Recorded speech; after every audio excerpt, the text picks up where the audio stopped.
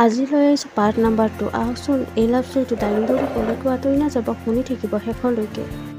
পিছদিনা পূজাই ৰমেনক ক'লে, আপুনি ভাল পোৱা ছোৱালীজনী কোন মোক কওক। ৰমেনে ক'লে, এইটো অতি বিশেষ কিবা। পূজাই ক'লে, এইটো ক'ত আছে? ৰমেনে ক'লে, এইখন কলেজৰে। পূজাই ক'লে, কোন? পূজাৰ চকুৰ পানী। ৰমেনে ক'লে, যি মোৰ সন্মুখত বহি কান্দি আছে। পূজাই ক'লে, সঁচাকৈ? ৰমেনে ক'লে, ৰিয়েলি? ৰমেনৰ পৰা এই কথা শুনি পূজাই অনুভৱ কৰিলে যেন তাই সকলো পাইছে। তাই তাইৰ কলেজত ৰমেনক সাৱটি ধৰিছিল আৰু জোৰেৰে কান্দিবলৈ আৰম্ভ কৰিছিল। ৰমেন আৰু পূজা এনেদৰে এজন হৈ পৰিছিল আৰু তেওঁলোক দুয়োজনে তেওঁলোকৰ মহাবিদ্যালয়ত পঢ়া শুনা সম্পূৰ্ণ কৰিছিল। ৰমেনে এটা ভাল চাকৰিও পাইছিল আৰু দুয়ো একেলগে থাকিবলৈ আৰম্ভ কৰিছিল। ৰমেনে এখন সৰু চহৰৰ পৰা এখন ডাঙৰ চহৰলৈ আহি এখন ডাঙৰ চহৰত কাম কৰা 4 বছৰ হ'ল। এই 4 বছৰত ৰমেনে কঠোৰ পৰিশ্ৰমৰ জৰিয়তে সেই সকলোবোৰ প্ৰাপ্য কৰিছিল যি আজিকালি কোনবোৰ ল'ৰাই সপোন দেখে। ৰমেনে আজি গাড়ীৰ পৰা সকলো আৰাম পাইছিল। ৰমেন এতিয়া তেওঁৰ কোম্পানীত এটা ডাঙৰ পদত আছিল আৰু নতুন লোকসকলক প্ৰশিক্ষণ দিছিল। এইবাৰ নতুন দলটোত এজনী ছোৱালী আছিল যাৰ নাম পিংকী আছিল। পিংকী সৰল আৰু অতি ধুনীয়া আছিল। তাই এখন সৰু গাঁৱত বাস কৰিছিল আৰু ভয়ত বাস কৰিছিল। কেইদিনমান আগতে তাই চাকৰিৰ বাবে চহৰলৈ আহিছিল। তেওঁ ইয়াত থাকিবলৈ ভাল ঠাই বিচাৰি পোৱা নাছিল। তেওঁক সহায় কৰিব পৰা কোনো বন্ধুও নাই।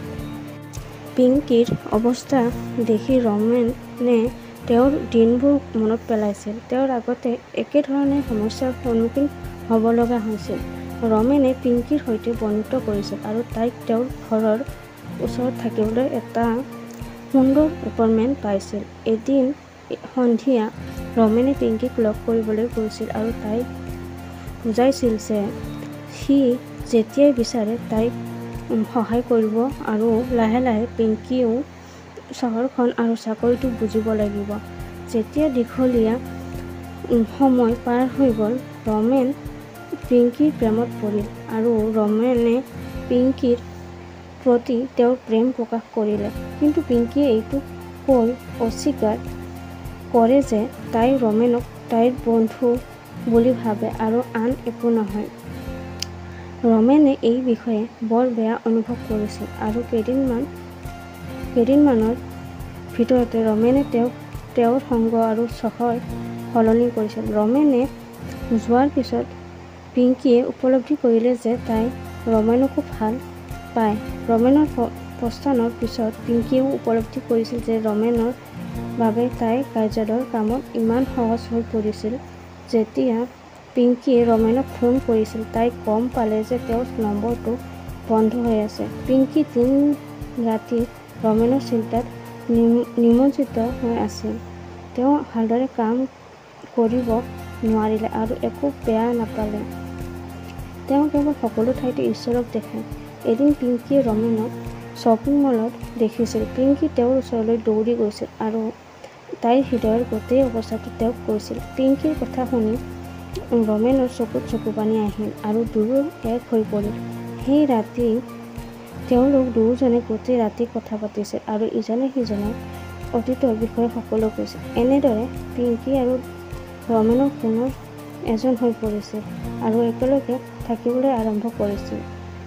তো বন্ধুসকল, যিকোনো ধৰণৰ নতুন আপডেট আহিলে লগে লগে আপোনাৰ মোবাইলত নটিফিকেশ্যন পাবৰ বাবে আপুনি মোৰ এই ইউটিউব চেনেলটো ছাবস্ক্ৰাইব কৰিব লাগিব, বেল আইকনটো দবাই দিব লাগিব, লাইক কৰিব লাগিব। লাভ ষ্টৰীটো যদি ভাল লাগিছে তেন্তে কমেণ্ট কৰিবলৈ কেতিয়াও নাপাহৰিব আৰু লগতে আপুনি আপোনাৰ বন্ধু বান্ধৱীৰ সৈতেও শ্বেয়াৰ কৰিবলৈ কেতিয়াও নাপাহৰিব। আকৌ লগ পাম এটা নতুন লাভ ষ্টৰীৰ সৈতে। তেতিয়ালৈকে অপেক্ষা কৰক। ধন্যবাদ।